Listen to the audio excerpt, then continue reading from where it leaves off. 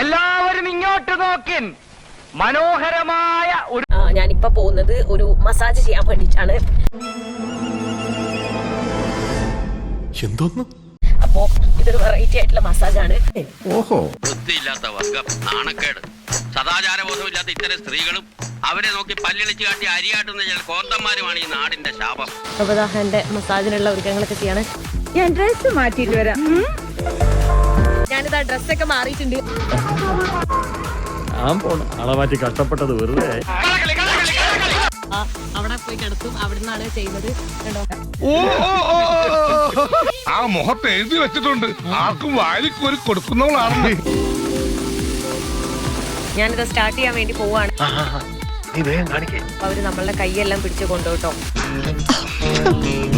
ഇട്ടിപ്പെട്ട് സാധനം വളഞ്ഞത് തന്നെ.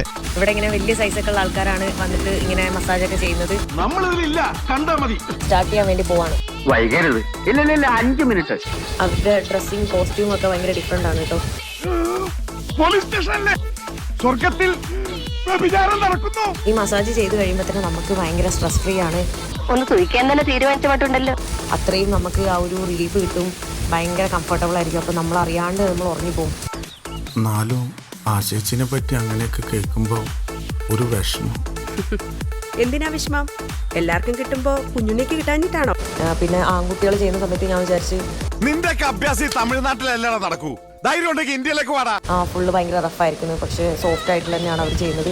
അടുത്ത പഞ്ചായത്ത് കൂടട്ടെ, ഇതുങ്ങളൊക്കെ ഇവിടുന്ന് അടിച്ച് ഓടിച്ച് ഇരുപച്ചാണം കലക്കി തളിച്ച് ശുദ്ധമാക്കണം. ഇവരെ പൊതുവെ ഞാൻ ചെയ്തിട്ടുള്ള മൊത്തം പെൺകുട്ടികളെ വെച്ചിട്ടാണ്. ആദ്യമായിട്ടാണ് ഒരു ആൺകുട്ടിയെ വെച്ച് അങ്ങനെ മസാജ് ചെയ്യുന്നത്. ആദ്യം അല്പ അസൗകര്യം കാണും, പിന്നെ അത് ശീലമായിക്കോളും. മസാജ് ചെയ്യാത്തവർ ഇടയ്ക്കൊക്കെ ഒന്ന് പോയി മസാജ് ചെയ്യണം കേട്ടോ. അപ്പൊ അറിയാം അതിന്റെ ആ ഒരു ഡിഫറൻസ് എല്ലാം. എന്നാലും നമ്മൾ ഈ സാർ അറിയാണ്ട് പോയല്ലോ സാറേ, അല്ലേ? പിന്നെ അവർക്ക് കപ്പിൾ മസാജ് ഉണ്ട്, ഗ്രൂപ്പ് മസാജ് ഉണ്ട്, അങ്ങനെ പല ടൈപ്പ് മസാജുകളും ഇവർക്ക് ഉണ്ട് കേട്ടോ. മനഃശക്തി തരണേ. എനിക്കൊന്നും ഞാൻ മാത്രമാണ് ഇവിടെ ഒറ്റയ്ക്ക് ചെയ്യുന്നത്. ബാക്കി സാധാരണ ഞാൻ കണ്ടിട്ടുള്ളതൊക്കെ കൂടുതലും ഒരു 5-6-7 പേരൊക്കെ ചെയ്യുന്നത്. യോഗ ഇല്ലേ അമ്മണിയെ പായായിട്ട് മടക്കിയാല് ചെളിയെല്ലാം ക്ലിയർ ആക്കി നമ്മളെ സോക്സ് വരെ ഇടിപ്പിച്ച് തരും കേട്ടോ. ഗോവിന്ദൻകുട്ടി സാറിന്റെ ടൈം ബെസ്റ്റ് ടൈം. അടിപൊളിയാണ്. എങ്ങനെയാണ് അവരുടെ ബോഡി എല്ലാം ഇങ്ങനെ മെയിൻറ്റെയിൻ ചെയ്യുന്നത്? കേസ് കൊടുക്കണം പിള്ളേച്ചാ, പോലീസ് അന്വേഷിക്കട്ടെ. അതെന്താ ഈ നാട്ടിൽ ക്രമസമാധാനം ഇല്ലാതെ? എന്ത് പീസ്ഫുള്ളാണെന്നറിയോ? അടിപൊളി അറ്റ്മോസ്ഫിയർ അവിടെ എല്ലാം. പിന്നെന്താ താൻ ആഫ്രിക്ക വിട്ടത്? ഇയാൾ ആഫ്രിക്ക വിട്ടതായിരിക്കില്ലേ സാർ? ആഫ്രിക്ക ഇയാളെ വിട്ടതായിരിക്കും.